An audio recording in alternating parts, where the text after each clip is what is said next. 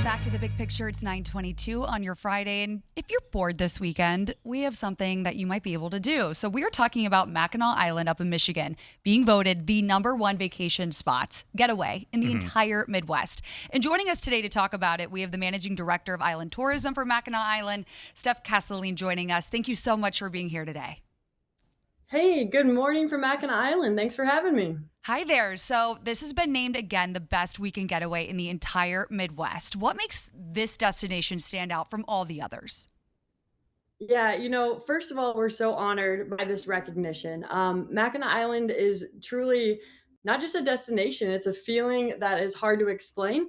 We're probably best known for having no cars. So we've had a car ban since the late 1800s. So you leave your vehicle on the mainland, you get on a passenger ferry about 15 minutes to come over to the island. And then when you're here, you get around by walking, biking, and horse-drawn carriages. It's truly like stepping back in time, and Mackinac Island is just such a beautiful destination. And obviously, the end of the summer season is right around the corner. Labor Day being, I guess, next weekend. But we obviously still have plenty of warm time left. The fall season. So when it comes to maybe making a fall trip to Mackinac Island, what are some of the great fall things people can expect? Yeah, absolutely. Well, we're a May through October destination, and fall for us at the Tourism Bureau, we call this the perfect season. It truly is, it's like stepping back in time, like I mentioned, but then the fall season is really a time to kind of relax, breathe a little deeper, breathe in that fresh air, and just enjoy all that the island has to offer.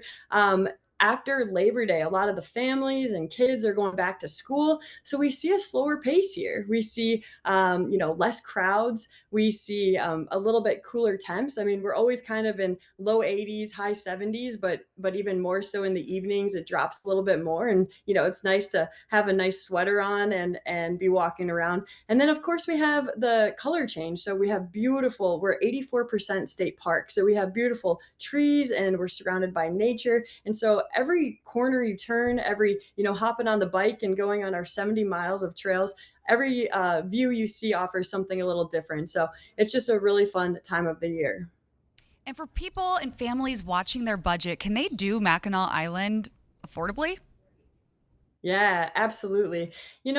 The best way to enjoy Mackinac is slow. We talk about a slow pace often because here without vehicles, you're going nowhere quickly.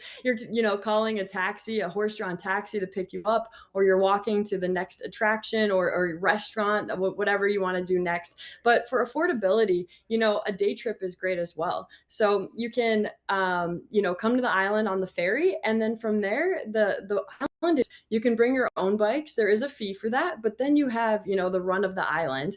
You can also rent bikes while you're here and go explore. You can pack food or you can purchase food on the island. We do have a grocery store. It's the oldest family-owned grocery store in the U.S. There's so much history here. And or you can visit one of our restaurants and do takeout. So really the options are endless.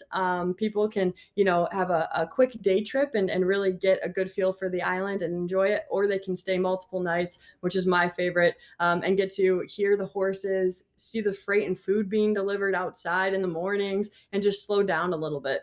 And Steph, for families thinking about a weekend trip, what are the top three must dos on Mackinac Island? Oh gosh.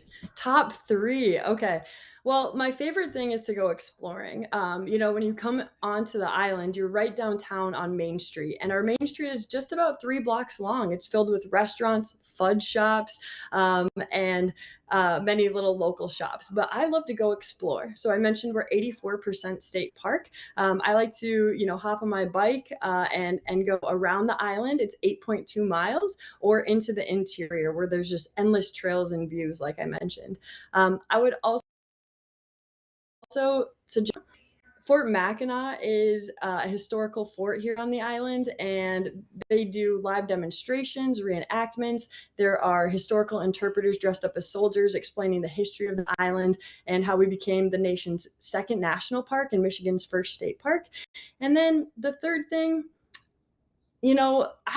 This is gonna sound, maybe silly, but just take it slow. It's been a theme that we talk about, but it's so true. A packed day on Mackinac can be exhausting. I think the best way to enjoy Mackinac is to slow down. So bringing a blanket, enjoying a picnic in the park, maybe tossing the football, or enjoying a freighter or a ferry going by. I would say just take a moment to take it slow.